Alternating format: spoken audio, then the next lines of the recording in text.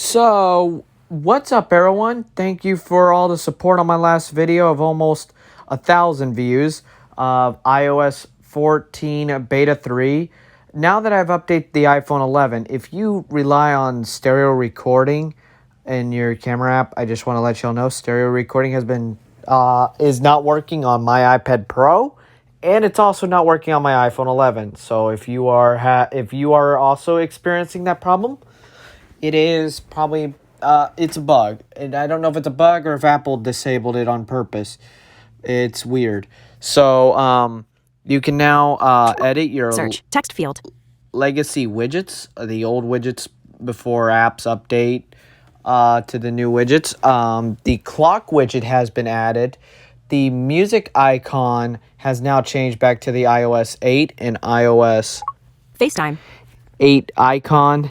It has Voiceover went back off. to iOS 8. The page dots, they have been moved down a little bit. Pixels, they've been pushed down towards the dock more. Everything up Pro point that out to me.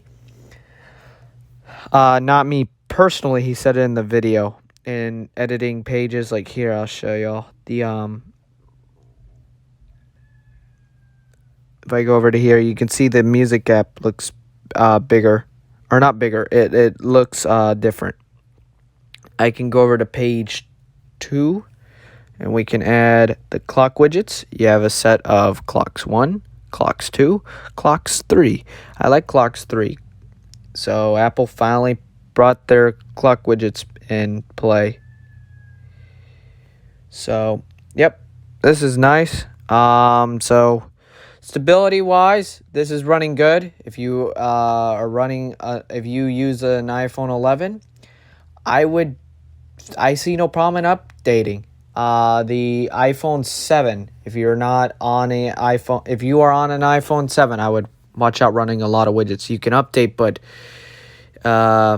it's not as optimized in performance as, say, an iPhone 10R or an iPad or the iPads. The iPad's got pretty big optimizations besides a few iPads, but the iPad Pro 3rd generation and my iPad Mini 4 are running pretty good.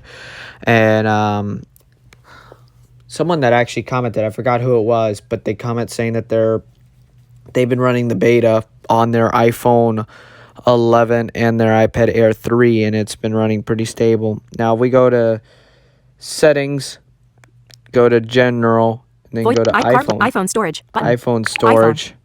iPhone. Voiceover off. My storage has definitely decreased. I can go to other, and you can see it's not as much as it used to be. They fixed that bug finally. That was annoying.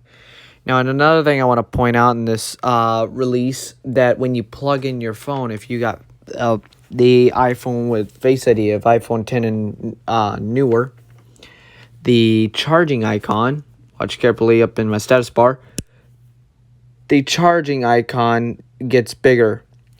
Now, I don't want my phone on charge, so I'm going to unplug it, but the charge icon gets bigger, and then once it shows that, then it goes back to normal size.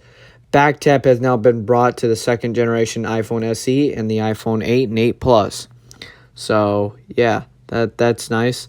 So, simply, all around, this was more optimization, a few features baked in, along with more optimization. And now I'm going to go over to the iPad Pro, and we'll talk there. FaceTime. Airplane. Hey, what's up, everyone? Welcome to the iPad Pro style design. Okay, so this is where I want to kind of finish it off, this whole video. So on this iPad, it runs almost exactly, if not exactly like iOS 12 with features baked in.